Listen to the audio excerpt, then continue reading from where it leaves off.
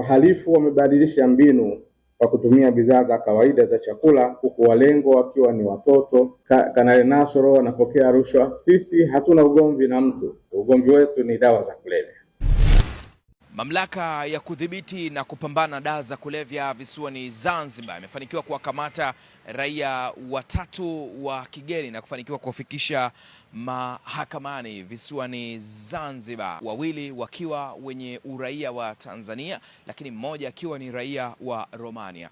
Watu hao ambao waliokamatwa na mamlaka ya madawa visiwani Zanzibar wamekamatwa kwa tuhuma mbalimbali na kwa aina mpya ya uingizaji wa madawa kulevya, ambapo watuhumiwa hao walikutwa wakiingiza vitu mbalimbali ambavyo ndani yake vinadaiwa kwamba vina madawa ya kulevya, ikiwemo shisha, chocolate pamoja na pipi na vitu vingine.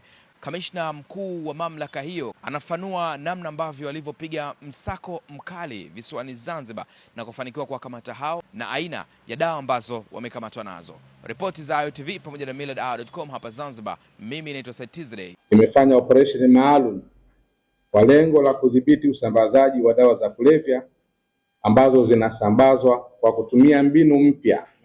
Narudia tena, kwa kutumia mbinu mpya ya kuzichanganya katika bidhaa za kawaida za chakula ambacho ni matumizi ya kila siku ya binadamu.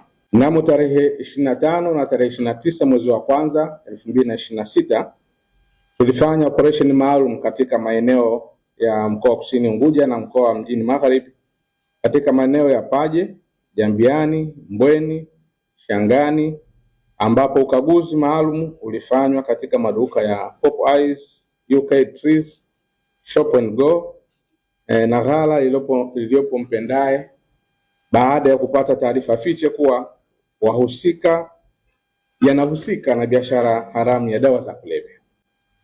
Katika operesheni hiyo tulifanikiwa kukamata pipi, chocolate, biskuti, ubani, korosho na shisha zenye majina ya Elf Bar na Fresh, ambazo ndani yake zilikuwa na dawa za kulevya aina ya cocaine, bangi na LSD. Zote kwa pamoja zina uzito wa kilogramu 7.448 zilizokuwa zinauzwa katika maduka hayo kama bidhaa halali ambazo ndani yake zilibainika kuwa ni dawa za kulevya. Kwa kitaalamu uliofanywa na mkemia mkuu wa serikali, ulibaini kuwa bidhaa hizo zimewekwa katika vifungashio vyenye muonekano wa kuvutia kibiashara, ladha zenye kuvutia watumiaji wakiwemo watoto na vijana, bila kutambua hatari iliyokuwepo ndani yake.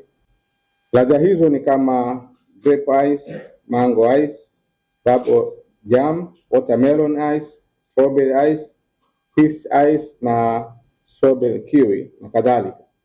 Dawa hizo za kulevya zinaingizwa nchini na raia wa Romania aitwaye Alexandru Rizescu mwenye umri wa miaka 23, mkazi wa Mbweni, na anazisambaza bidhaa hizo ndani ya nchi na nchi za nje kama Kenya, Uganda, Zambia, Rwanda, Burundi na Malawi.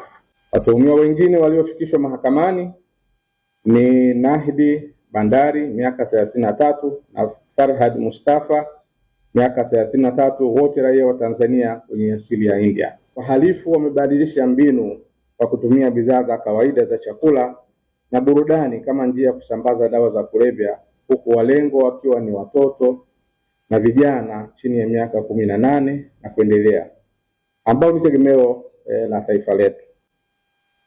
Dawa hizo zisipodhibitiwa zitasababisha madhara makubwa, yakiwemo kuongezeka kwa uraibu, changamoto ya afya ya akili, watumiaji kupoteza fahamu, vifo vya ghafla, ajali za barabarani, mshtuko wa moyo, kansa ya mapafu. Tumeshamkamata, kelele zitakuwa nyingi.